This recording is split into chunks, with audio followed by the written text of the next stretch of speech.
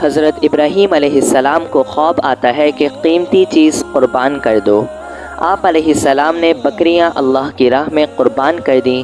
پھر خواب میں اشارہ ملا سب سے قیمتی چیز قربان کر دو۔ حضرت ابراہیم علیہ السلام نے اونٹ قربان کر دیے۔ پھر دوبارہ اشارہ ملا اپنی سب سے عزیز اور قیمتی چیز قربان کر دو۔ جب بیدار ہوئے تو خیال آیا کہ سب سے قیمتی اور عزیز چیز تو میری اولاد اسماعیل ہے۔ ہاجرہ علیہ السلام کو کہا اسماعیل کو تیار کرو، میں اسے سیر کروانے لے جاؤں گا۔ اسماعیل علیہ السلام کی عمر 7-8 سال تھی۔ انگلی پکڑ کر اپنے والد کے ساتھ اچھلتے کودتے چل دیے۔ حضرت ابراہیم علیہ السلام جو اب کافی ضعیف ہو چکے تھے، تیز دھار کی چھری پکڑے بچے کے ساتھ لرزتے قدموں سے آگے بڑھتے جا رہے تھے۔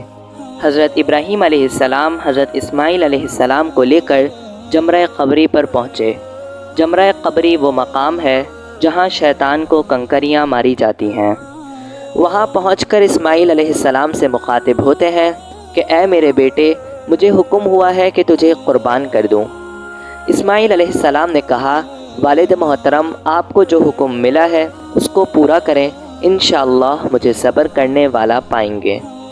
پھر حضرت اسماعیل علیہ السلام نے اپنا کرتا اتارا اور بوڑھے باپ کو پکڑاتے ہوئے بولے والد محترم، مجھے قربان کر کے یہیں دفن کرنا اور یہ کرتا میری ماں کو دے دینا۔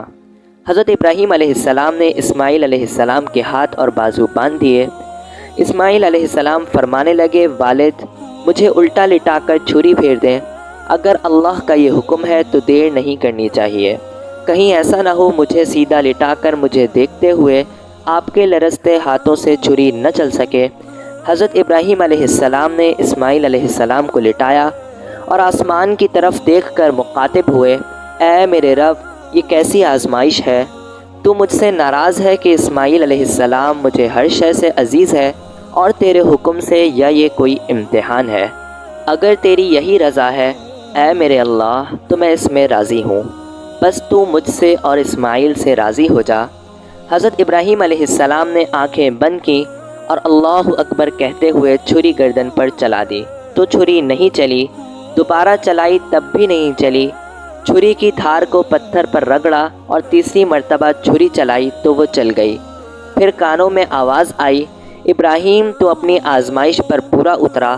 آنکھیں کھولیں تو اسماعیل علیہ السلام اور حضرت جبرائیل علیہ السلام کو سامنے کھڑا پایا، اور چھری ایک دمبے کی گردن پر چلی تھی جو سامنے پڑا تھا۔